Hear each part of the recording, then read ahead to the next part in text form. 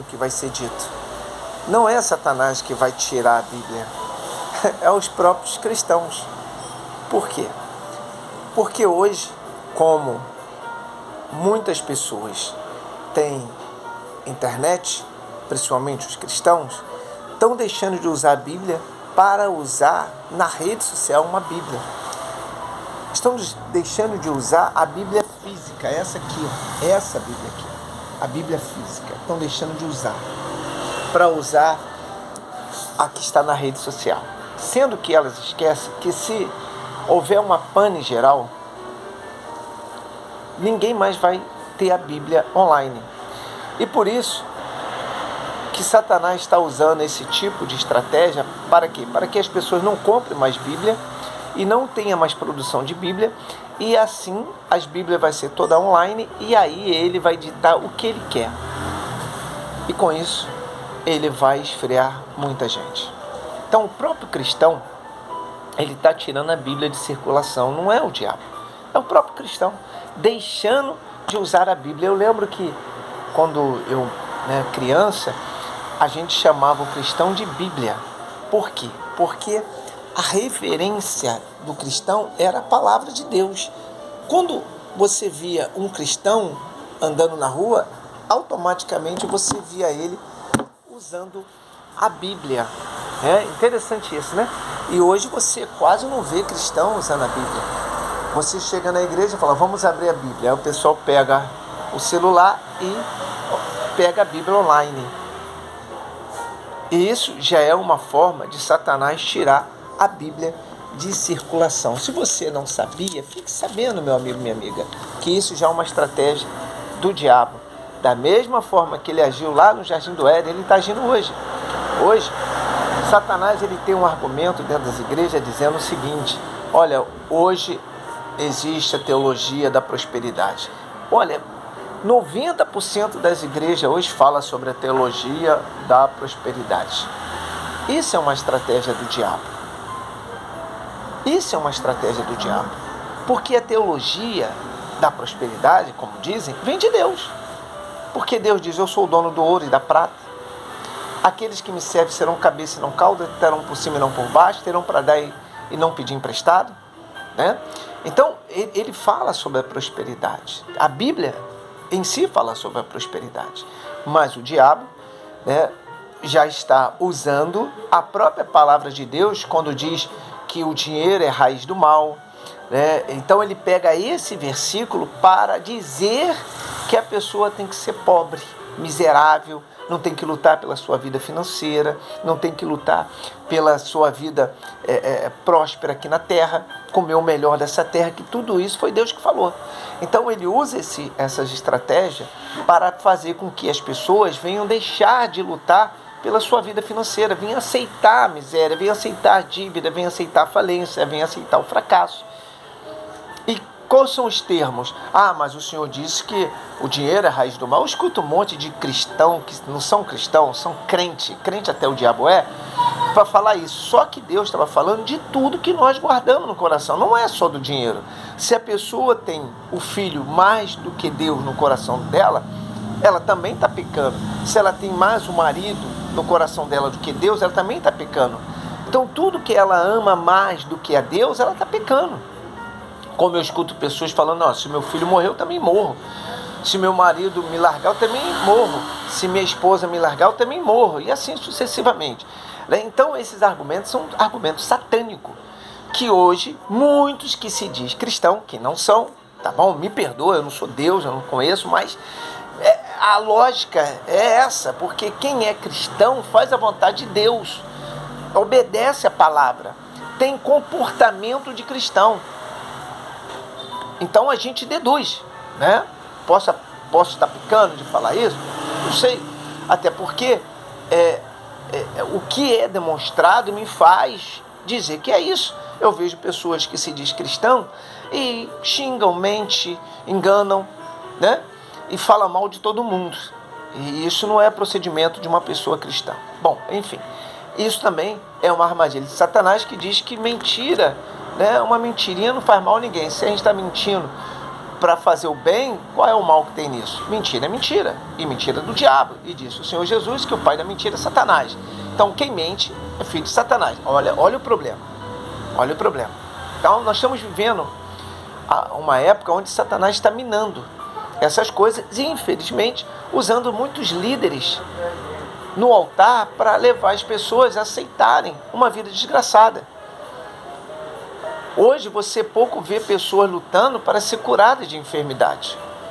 Porque os líderes dizem que não, Deus constituiu a medicina para quê? Deus constituiu o médico para quê?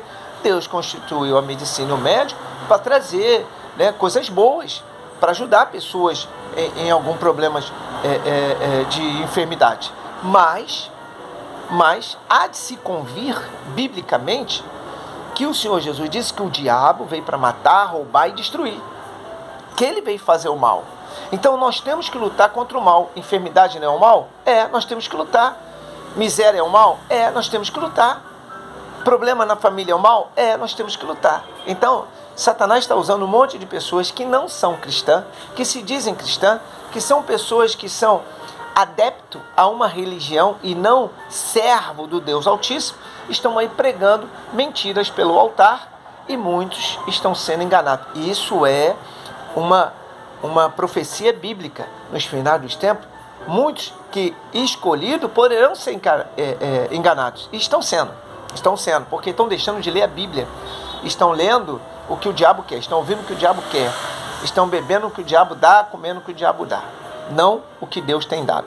Bom, então as pessoas falam, né, que tem os médicos, tem a medicina, né, Deus constitui ele, as pessoas ficam falando de cura, que tem que ser curada, que Deus tem que curar. Sim, isso é fato, porque quando a mulher hemorrágica buscou o Senhor Jesus para ser curada, ela tinha ido no médico, ela tinha ido num monte de artifícios ou de situações humanas para resolver o problema dela, mas ela só encontrou através da fé. Então tem coisas que nós só vamos encontrar através da fé. Só que, por causa do diabo ficar falando que não precisa, que não é bem assim, que Deus entende, que Deus sabe, que tem que se passar por prova, que tem que passar por isso, muitas pessoas estão se esfriando na fé e estão deixando que Satanás domine a vida delas e não o Espírito Santo.